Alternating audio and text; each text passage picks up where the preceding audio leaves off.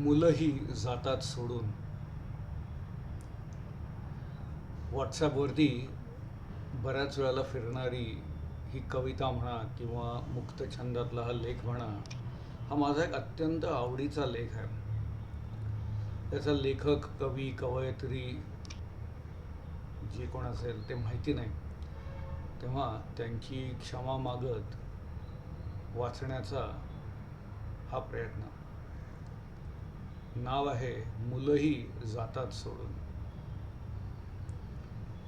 मुलांना सासरी पाठवलं नाही जात घरातनं, पण मुलंही जातात सोडून.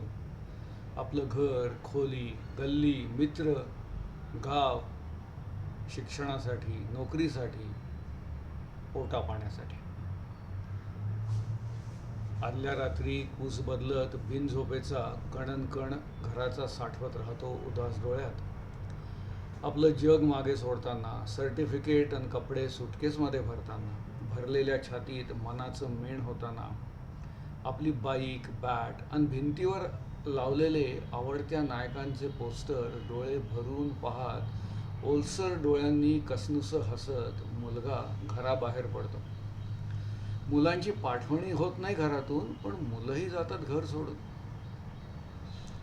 रेल्वेच्या दारात, बसमधल्या खिडकीतून, बंद कारच्या काचेतून, विमानतळावर चेक इन करताना डोळ्यातलं पाणी लपवत, हसत मित्रांचा निरोप घेत, का हसण्याचं नाटक करत, दुरावण्याचं दुःख लपवत, हळूहळू चालत्या रेल्वेसोबत, ओला उबरसोबत, बससोबत किंवा चेक इन करण्याकरता नाहीसा होतो मुलगा.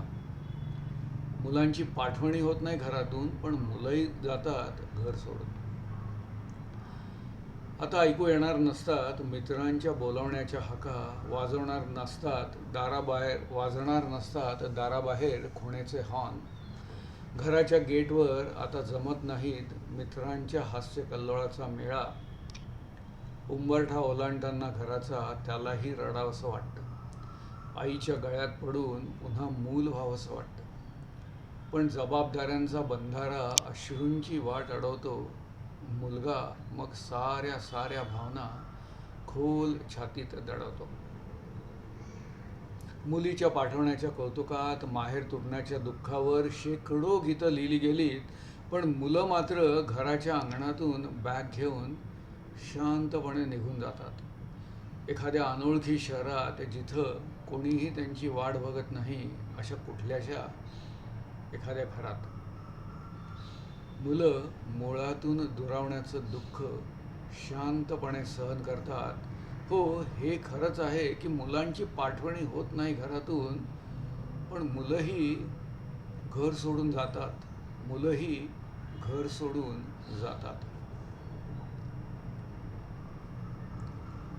आधी म्हटल्याप्रमाणे याचा लेखक, कवी, कवयित्री माहिती नाही, पण एक अप्रतिम कविता, अप्रतिम लेख मुक्तछंदातला माझ्या अत्यंत आवडीचा. मुलंही घर सोडून जातात.